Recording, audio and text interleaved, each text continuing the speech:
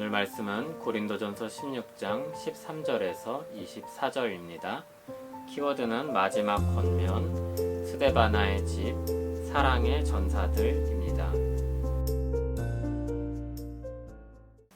깨어 믿음에 굳게 서서 남자답게 강건하라. 너희 모든 일을 사랑으로 행하라. 형제들아, 스데바나의 집은 곧 아가야의 첫 열매요 또 성도 섬기기로 작정한 줄을 너희가 아는지라. 내가 너희를 권하노니 이 같은 사람들과 또 함께 일하며 수고하는 모든 사람에게 순종하라. 내가 스데바나와 부드나도와 아가이고가 온 것을 기뻐하노니 그들이 너희의 부족한 것을 채웠음이라. 그들이 나와 너희 마음을 시원하게 하였으니 그러므로 너희는 이런 사람들을 알아주라. 아시아의 교회들이 너희에게 문안하고 아굴라와 브리스가와 그 집에 있는 교회가 주 안에서 너희에게 간절히 문안하고 모든 형제도 너희에게 문안하니 너희는 거룩하게 입맞춤으로 서로 문안하라. 나 바울은 친필로 너희에게 문안하노니 만일 누구든지 주를 사랑하지 아니하면 저주를 받을지어다. 우리 주여 오시옵소서. 주 예수 그리스도의 은혜가 너희와 함께하고 나의 사랑이 그리스도 예수 안에서 너희 무리와 함께할지어다. 아멘. 이제 고린도전서 마지막 부분입니다. 마지막 권면은 13절, 14절입니다.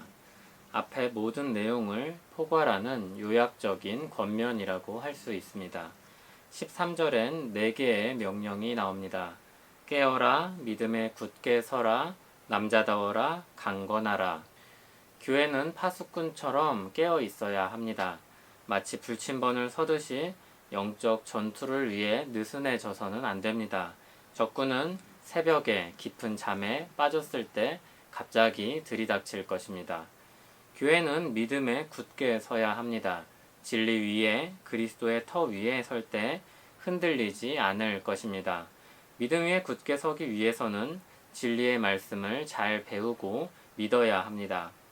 교회는 남자다워야 합니다.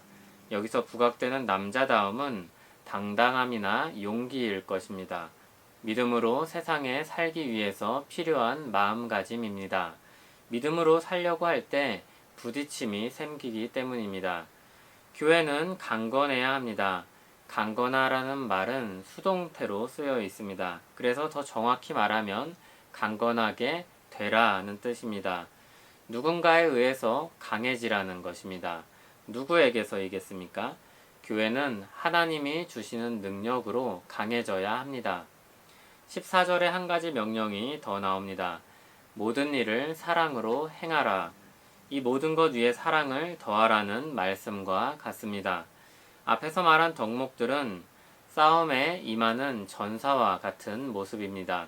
그러나 교회는 사람들을 때려잡기 위해 싸우는 사람들이 아닙니다. 교회는 사람을 살리고 교회를 세우기 위한 싸움을 합니다. 그러므로 반드시 이것을 기억해야 합니다. 모든 일을 사랑으로 행하라. 이어서 마지막으로 스데바나의 집을 소개합니다. 스데바나의 집은 아가야에서의 첫 열매입니다. 처음으로 스데바나의 집안 전체가 세례를 받았었습니다. 이 집안은 고린도 교회의 모범으로 소개할 만한 사람들입니다. 그들은 성도를 섬기는 일에 우선순위를 두었습니다. 또한 여러 파벌로 나뉘어서 다퉜던 고린도 교회와는 대조적으로 파벌을 만들지 않고 사람들과 함께 일했습니다. 스데바나와 부드나도와 아가이고 이들이 바울을 방문했는데 고린도 교회의 부족한 면을 채워서 마음을 시원하게 하였습니다. 고린도 교회의 여러 가지 문제들을 듣고 바울의 마음이 얼마나 갑갑했겠습니까? 그런데 이들이 왔을 때 바울의 몸과 마음이 쉼을 얻을 수 있었습니다. 그들은 고린도 교회의 부족함을 채우는 사람들로서 마땅히 교회가 주목하여 보고 칭찬하고 따라야 할 사람들이었습니다. 사도 바울은 마지막으로 다른 동역자들과 함께 안부를 전하며 편지를 맺습니다. 스데바나의 집도 그렇듯이 사도 바울도 이전에 말했듯이 그 역시 홀로 일하는 사람이 아닙니다. 그에겐 동역자들이 있습니다. 아굴라와 브리스가 부부와 그 집에 모이는 교회가 고린도 교회에 안부를 전합니다. 그리고 사도 바울은 온 교회가 서로 무난하도록 권하는데 모든 성도가 주님의 교회로서 성도의 교제를 해야 되기 때문입니다. 사도 바울은 마지막으로 강력한 말로 마무리를 합니다. 그런데 무엇을 행하고 지키고 그런 기준으로 말하지 않고 주를 사랑하지 아니하면 저주를 받을 것이라고 말합니다. 이것은 교회로서 누구든지 듣고 새겨야 할 내용입니다.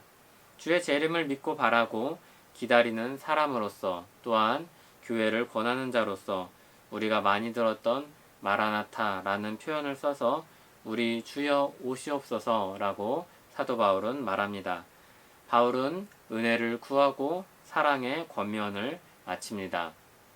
교회는 깨어 믿음에 굳게 서서 남자답게 강건하되 모든 일을 사랑으로 해야 합니다. 이 모습은 사랑 때문에 싸우는 전사와 같습니다. 사랑은 사람을 더욱 강하게 만듭니다. 사랑은 사람들에게 자기 이상의 힘을 발휘할 수 있도록 합니다. 교회의 힘과 능력은 그리스도의 사랑에 있습니다. 그러한 좋은 모범 사례가 스데바나의 집입니다.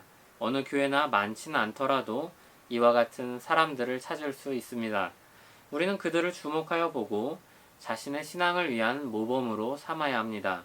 또한 그들을 칭찬하고 높여주어야 합니다. 교회에서 앞장서서 일하거나 사회적으로 높은 지위에 있는 사람들을 존대한다면 하물며 믿음의 본이 되는 집안을 그리해야 되지 않겠습니까? 교회가 이 사람들을 앞세워 모델로 삼아 함께 자라가야 합니다. 겸손은 그 사람에게 주어진 일입니다. 우리는 그런 사람들을 칭찬하고 따라야 합니다. 그가 교만해질까봐 나는 그렇게 하지 않겠다고 말하는 이상한 생각을 버리십시오. 교회는 서로 주 안에서 교제하며 함께 자라가야 합니다.